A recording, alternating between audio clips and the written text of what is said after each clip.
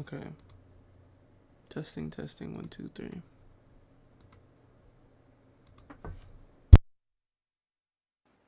The class Introduction to Geomatics, and the outline of the course and all the dates for your submission is on the course website.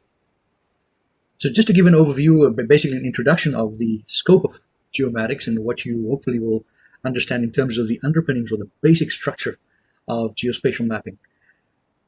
As an outline, we're going to define what geomatics is, its applications. As usual, we have to look at a history of the surveying business and technology.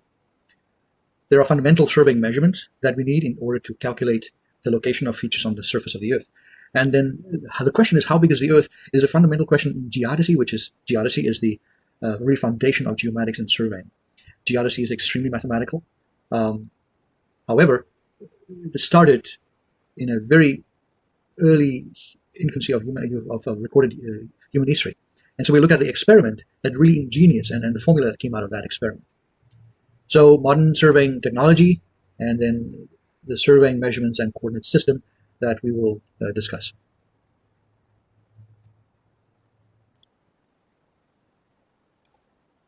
So there is a textbook that is prescribed for the course. If you want to buy it, it's okay. For the surveying majors, I think you should purchase a used copy, would be fine. There's also one on the circulation desk in the library on reserve for you to take out whenever you need.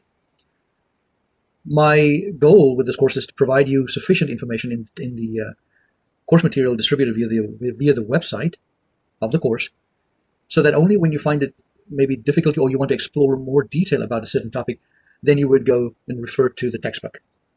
My intention is not for you to actually buy the textbook if you are not a surveying major, but the choice is up to you. I believe there's also PDFs floating around on the internet. I overheard that, so I'm not going to give you any links to that. All right, so let's get on with the definition really of geomatics. What is it? One definition states that it's applied science and a professional discipline. What does that even mean? Here's a very busy diagram. But let's look at the focus or the center of this. So we start with beginning this way and we go clockwise. We need to plan for any improvement on the surface of the Earth, whether it's a small house development or a bigger land development project, an amusement park, a farm being developed into housing or some other, a huge reservoir to contain water and water distribution, whatever the improvements to the Earth's surface is. It has a starting point, which requires planning. And to plan, one needs a survey or a topographic map of the conditions as they exist. And so it goes on, and then the next phase becomes into design, specifically the civil engineering design, architectural design, and so on. And there's a lot of CAD involved. And then it comes to the actual construction, and the surveyor is also very much involved in staking out the location of actually where foundations, walls, utilities, and everything like that. Then the other more modern application, because of the digital era, is the management of infrastructure assets. So this could be building operations, the way tunnels behave in terms of cracks, health monitoring, environmental conditions, sea level change. How does that affect waterway transportation of cargo and passengers, right? So the height of clearance becomes important. Also, you want to monitor things as the aging infrastructure may cause fatalities. One wants to monitor these aging structures and provide warning signals. All right, so, and then the cycle just keeps going over and over and over. So this is where geomatics becomes so fundamental in almost every aspect of the built environment and environmental monitoring and management of resources. However, there is a history to all of this, and the history from recorded data that one can find. The Egyptians started the process of measuring this on the surface of the Earth, and there was basically the issue of taxation, wanted to levy taxation. The Greeks developed more of the science due to mathematics, the geometry. The Romans enhanced it a little bit by developing instrumentation, field procedures, methodologies, and so on. During the Middle Ages, there was a very quiet period, although the Arabs kept the science and art alive. In the 1800s, due to the Industrial Revolution, there became some more enlightenment on using technology to exploit location and resources. And so specifically in boundary ownership, make sure that you can measure the line, put a mark in the ground or marks in the ground, and then write a description of what was done in the field. And so the description becomes evidence of your intention to either subdivide or obtain a piece of real estate. Right? And in order to do that accurately at that level in the 18th century, one required some equipment, right? And so as things progressed in the 60s towards 70s, the major development was in developing technology, equipment. So the theodolite, which is a successor to the old transit, the spurt level or differential level, and steel tape as opposed to the chain. And then from the 80s, because due to the space exploration, started miniaturizing and using robotics in the development of equipment. So therefore we would have the electronic distance measuring device, the EDM. Then you have the total station instrument, which really becomes, and this is the TSI, total station instrument. So take the transit, combine it with the electronic distance measuring device, and then you have a total station. Then you have further developments since starting the 60s and late 70s, the GPS, and now it has really matured. Then we have terrestrial laser scanners and optical scanners, and then we have MEMS. Now in the computer age, we have micro electromechanical systems. That's what MEMS stands for. And so the computational burden to the professional to service all these sectors that we've just talked about involve the GIS technology, geographical information systems, GEO-AI, artificial intelligence, but specifically with a spatial component, GEO-artificial intelligence, GEO-AI. And can you imagine, from scanners and GPS and all of this MEMS with sensors, just getting all the data. So now we have to deal with large data sets, which the term is called big data. So that's the verbal expression of this history in very brief sequence. But then the technology has also progressed, as we can start out with a solar compass way back when.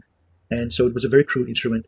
And then later on, the dioptra was invented, which really became, through minor innovations, became the plane table with basically a sight like you have there on the table with paper, and then you would orient yourself. And then there would be the wheel to measure distances. Some later on in the 18th century came up with Ganter's chain, which was like, instead of measuring things with a wheel, let's use a chain, right, with links in them. Right, then the transition to the 1800s, the 18th, 19th century, have the transition and modification, incremental modification to the transit was to include an EDM, right, electronic distance measuring device, to come up with what we have today as the total station. Now the total station is purely a digital version of a very old technology, which is the transit. Then came GPS, and GPS is very much mature now. We have differential GPS, we have RTK, real-time kinematic GPS, you have a GPS antenna in your vehicle, and so on. And as we move forward, we have MEMS technology. These are microchips, right, on any, like even on your smartphone. And so these MEMS involve a host of sensors like accelerometers, a gyroscope for directions. Even a GPS antenna can be attached to it. So these are now miniaturization of technology that's going to be used for surveying and geomatics in the bigger picture.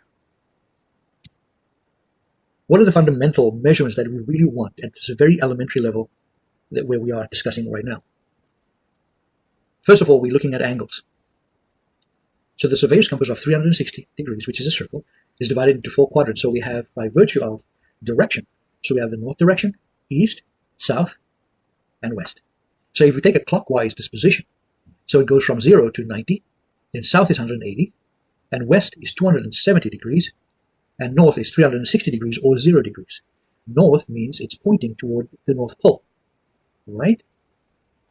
So, as you can see, there's a finer graduation on the compass scale.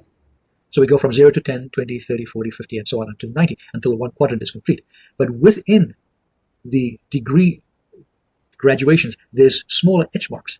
And that means that the degree, one whole degree, is subdivided into components. And the subcomponents are seconds and minutes. So we can talk about an angle as not just degrees, but degrees, minutes, and seconds. So there's a conversion. There's 60 minutes in 1 degree. And there's 60 seconds in 1 minute. Now notice we use the word seconds and minutes as if it is time, but it is not time. It's like a degree, it's an angle, right? So these are, we call them minutes of arc as a degree of arc. That means it's on the circle, or it's a reference to the angle is in reference to a reference mark, right? And so 1 degree is 3,600 seconds. So therefore we can say that highly accuracy angle measurements will be described in degrees, minutes, and seconds. And that is where geomatics and surveying comes in. We have to use highly accurate equipment to define position on the face of the earth extremely well. Can you imagine if your boundary is slightly over your neighbor's boundary? That will create a significant boundary dispute and potential litigation. So therefore, the surveyor's instruments are highly graduated. So they have these very finely graduations into degrees, minutes, and seconds, as we've discussed. So that in the computation, we don't use degrees, minutes, and seconds, but we use the decimal version of the degrees, minutes, and seconds. So here's an example of how we convert it, and you need to try this on your computer, on your calculator. There could be simple apps in your calculator where you can just convert from degrees, minutes, and second, and there's just a button, maybe a Control-Shift button, and it will convert it into decimal of degrees. The reason why we need to convert from degrees, minutes, and seconds to decimal of a degree is because when we use sine and cosine function, basically plain trigonometry, then we have to use the decimal degrees as input to the mathematical functions. All right. However, when we prepare plans for construction, or for a boundary survey, or for an architect, or for a civil engineer, we have to define our angle, or our azimuth, or our bearing in its correct notation as degrees, minutes, and seconds. So that is why the conversion between decimal degrees and degrees, minutes, and seconds is so important that you do get this right. So the unit of measures, as we just discussed, for angles, degrees, minutes, and seconds. So therefore, an angle alpha must be written in its unique form of 38 degrees, 15 minutes, 35 seconds. Notice the diacritics, or these little symbols, right, the superscripts, to denote a degree, denote a minute of arc, and denote a seconds of arc. So when it comes to length, the standard unit would be kilometers, meters, millimeters, feet, inches, rods, poles, perches, there are more other very old definitions. However, for our calculations, we always need to convert it. If we are going to make our computations in meters, then we'll have to convert these measures to meters. For example, there's a US feet and an international foot. These two measurements are very close to each other, but they're not the same. So over a long distance, the difference becomes obvious. So that's why we need to make sure that you convert and have the conversion factor for whatever measurement of distance you have to bring it into the measurement unit that you are doing your calculations in. Here's a question. What is the difference in centimeters of a 2.3 mile long stretch? What's the difference when you measure in US feet versus international feet?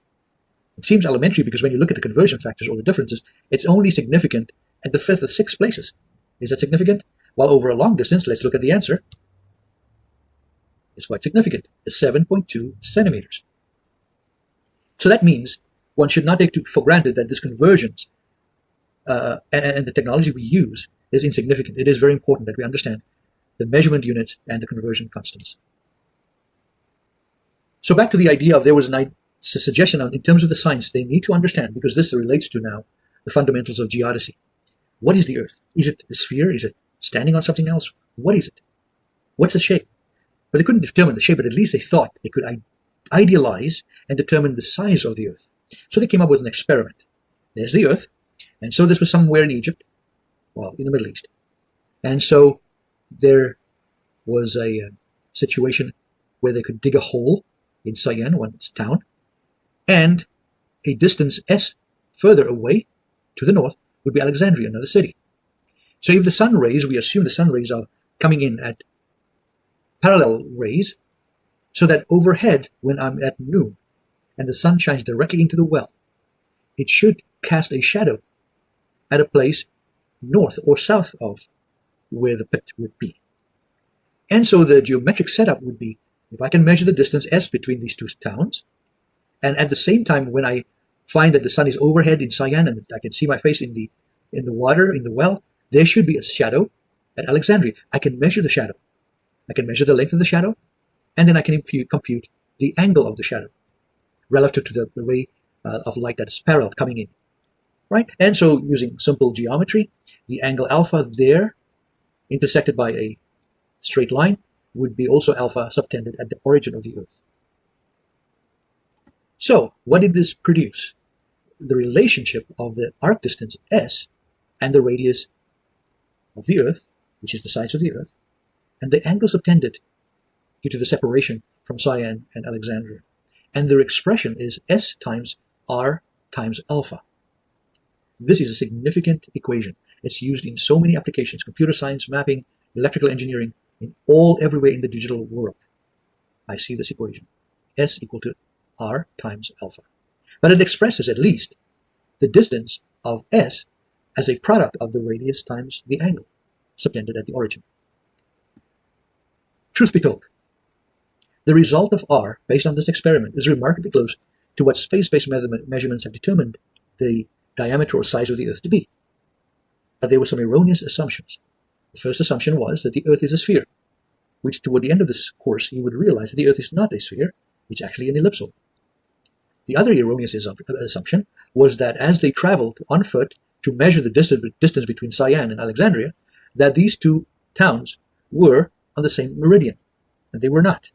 Also, did they really travel in a straight line? Not really, as depicted here on this little inset. Nevertheless, the result of this experiment left us with an equation that, as we have now better understanding of the shape of the Earth, we can now actually use this equation as it is to calculate arc lengths or distances between points, features on the surface of the Earth based on this relationship, because we know the diameter or the radius of the Earth. All right, so there are some useful exercises that you may want to compute, and we will describe these in our class results when we work through these examples in person. Right, you may take a stab at these. So this first one, compute the distance of an arc length for 1 degree separation. What if you make the degree separation smaller to be 1 over 3,600 degrees, which is 1 second of arc. And you can then apply this to local situations. You can compute an error if there's an offset, of a few seconds of arc. Your instrument is maybe not of high quality, so there's a standard deviation of your measurement to be maybe 5 seconds of arc. Now, as you go further away from your instrument, what is the error that you include? What's the error that you really incur? That's the object of problem C.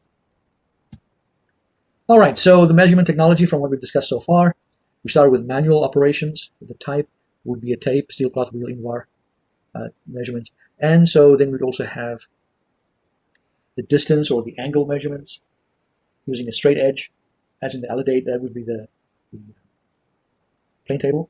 Sections for angle, compass also for angles. The application in surveying would be planimetric surveys, like boundaries, maybe also some topographic measurements.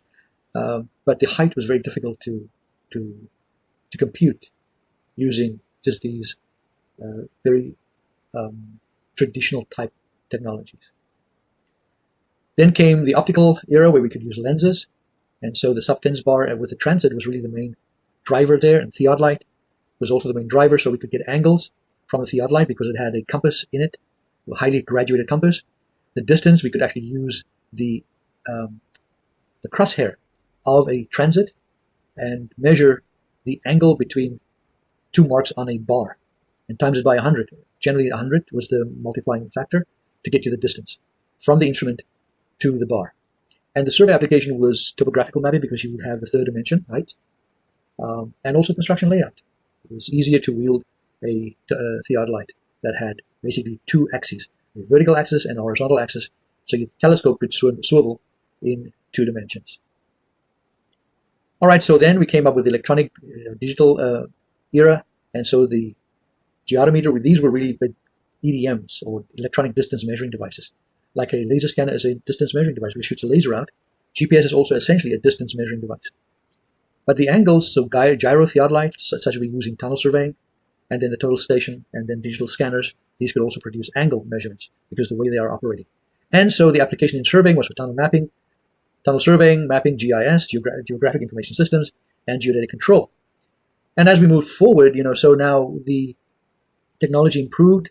We now have drones, aircrafts, and satellites, and these can come in various different types of sensors to capture data or imagery, so either optical or in the multispectral. And so, for example, spectral could be infrared, microwave. It can also be thermal images, right? And in this regard, we are thinking about the resolution of the data, right? So either the pixel size or the intensity of each pixel on a grayscale. The purpose can be used for topographic mapping, land use analysis, environmental mapping, civil engineering projects. And then we have MEMS that we talked about. So this is for 3D positioning, velocity, and attitude of a platform that carries surveying sensors. And right now at this point it's meter or even maybe sub-meter accuracy and resolution. And the purpose for that is really navigation and intelligent geospatial systems, for example, transportation. So let's conclude this section here with a summary of what we actually will be dealing with in our course. So the surveying measurements and the coordinates. So the surveying measurements would be in red and black. So the red, these are the observations. These are raw observations, so they would be slant measurements, right? Or inclined. And then we have angles, as depicted here. So let's understand now what we mean by the notation. S sub SP is a measured slant distance. But in our computation, we need the horizontal distance into the plane. And so we do a computation to reduce the slant distance to horizontal distance. As shown here, distance S from the station S to the reflector at P. The raw distance is S sub SP, but the reduced horizontal distance is D sub SP. Then we have azimuth, and azimuth is defined relative to the north direction, right? And that is if I set up my instrument at S, as I do here, and I can actually see the North Pole, and I set my zero angle of my compass, I set 0 onto the North Pole, and then I turn my angles to the right, then I would have azimuth, all right?